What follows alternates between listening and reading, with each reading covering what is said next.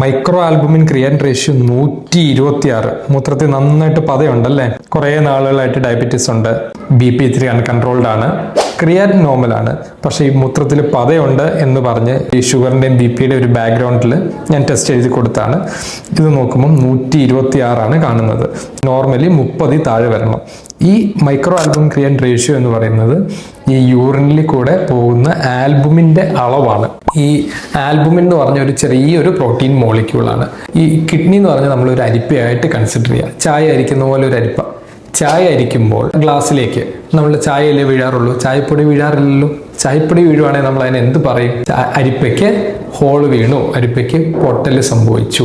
അതുപോലെ blood kidney കൂടെ അരിക്കുമ്പോൾ നല്ല ക്ലിയർ യൂറിനാണ് വരുന്നത്. ബ്ലഡിൻ്റെ അകത്തുള്ള ഈ ആൽബുമിൻ എന്ന് പറഞ്ഞ ഒരു പ്രോട്ടീൻ മോളിക്യൂള് ഒരിക്കലും കിഡ്നി എന്ന് പറഞ്ഞ അരിപ്പയുടെ ഇടയിലൂടെ യൂറിനിലേക്ക് ഇറങ്ങി വരാൻ പാടുള്ളതല്ല. അതായത് കിഡ്നിക്ക് ഒരു സ്ട്രെസ് ഉണ്ട്, കിഡ്നിക്ക് ഒരു ചെറിയ ഡാമേജ് ഉണ്ട്. ഈ കിഡ്നി അസുഖം തുടക്കത്തിലേ കണ്ടുപിടിക്കാൻ ഏറ്റവും important test urine micro albumin creatine ratio ആണ്. ഈ ക്രിയാറ്റിൻ കൂടി കിഡ്നി അസുഖം കണ്ടുപിടിക്കുന്ന ഒരു സ്റ്റേജ് എത്തുവാണെങ്കിൽ പകുതിയോളം കിഡ്നി ഡാമേജ് ആയി എന്നാണ് അർത്ഥം. നമുക്ക് പകുതി ഡാമേജിന് ശേഷം ഒരു കിഡ്നി അസുഖം കണ്ടുപിടിക്കുന്നതിൽ എന്താ കാര്യമുള്ളത്? നമ്മൾ തുടക്കത്തിൽ കണ്ടുപിടിക്കണം. അപ്പം നമ്മൾ തുടക്കത്തിൽ കണ്ടുപിടിക്കാൻ urine micro albumin creatine ratio തന്നെ വേണം. ഇത് ആർക്കൊക്കെ ചെയ്യണമെന്ന് വെച്ചാൽ എല്ലാവരും ചെയ്യേണ്ട ആവശ്യമില്ല.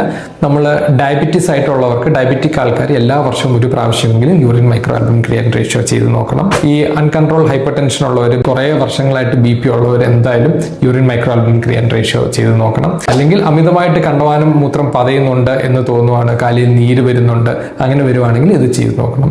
എന്തുകൊണ്ട് ഈ ഡയബറ്റിക് ആൾക്കാർക്ക് ഇത് വരുന്നു എന്നുള്ള കാര്യം കൂടെ ഞാനിപ്പോൾ പറയാം. ഈ ആൾക്കാർ ഈ ഡയബറ്റീസ് വന്നതിന് ശേഷം അതിനോട് ഒരു ശ്രദ്ധയും ചെലുത്തത്തില്ല. തുടക്ക സമയങ്ങളിൽ നമുക്ക് ഡയബറ്റീസ് റെമിഷനിലേക്ക്, ഡയബറ്റിക് ഇല്ലാത്ത അവസ്ഥയിലേക്ക് കൊണ്ടുപോകാൻ പറ്റും. ഒരു 5 വർഷമൊക്കെ കഴിഞ്ഞാൽ നമുക്ക് എങ്ങനെയെങ്കിലും ഡയബറ്റീസ് കൺട്രോൾ ചെയ്ത് നമ്മൾ HbA1c 7 നിർത്തണം. ഇതൊന്നും ചെയ്യാതെ 10-15 വർഷം കൺട്രോൾ ചെയ്യാതെ, ഡയറ്റ് നോക്കാതെ, മരുന്നുകൾ കറക്റ്റായിട്ട് കഴിക്കാതെ പോയി കഴിയുമ്പോൾ ആ ഡയബറ്റീസ് ആണ് ഈ കിഡ്നിക്ക് ഉണ്ടാകുന്ന ഏറ്റവും വലിയ സ്ട്രെസ് നമ്മുടെ കമ്മ്യൂണിറ്റിയിൽ. നമുക്ക് എങ്ങനെയെങ്കിലും ഈ ഒരു പ്രോബ്ലം കേരളത്തിൽ നിന്ന് നമുക്ക് തുടച്ചു നീക്കണം. ഡയബറ്റീസ് വരാതെ നോക്കുക. ഇനീഷ്യൽ പ്രീ ഡയബറ്റിക് സ്റ്റേറ്റിലെ ഡയബറ്റീസ് റിവേഴ്സ് ചെയ്യിപ്പിക്കുക. ഡയബറ്റീസ് ഇനീഷ്യൽ ഇയേഴ്സിൽ നമുക്ക് റെമിഷനിലേക്ക് പോകാനുള്ള മാർഗം നോക്കുക.